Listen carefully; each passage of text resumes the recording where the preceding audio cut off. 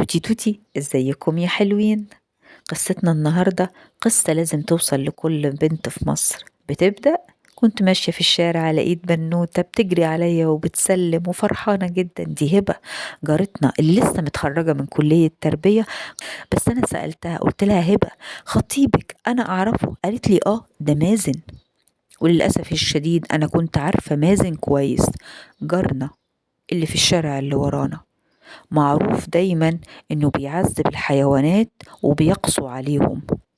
مفيش كلب يقدر يقرب من عربية مازن لانه هينضرب، ومفيش قطة تقدر تقرب من مازن وهو قاعد على القهوة، لانه لا هيدوس على ديلها ويفضل يضحك، لا هيقوم يزقها برجليه بمنتهى القسوة والغلظة، لا هيحاول انه هو يرش عليها مية من الكوباية اللي قصاده.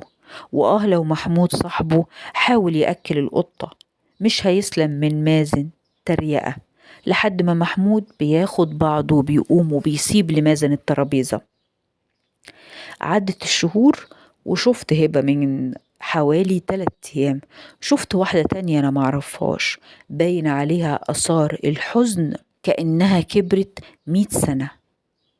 لما قربت منها وحكت لي اكتشفت ان هي اتطلقت من مازن، لان مازن كان بيضربها وكان بيتعامل معاها بعنف شديد جدا، لدرجة ان اخر مرة دخلت المستشفى لان هي كانت بين الحياة والموت، والسبب مازن.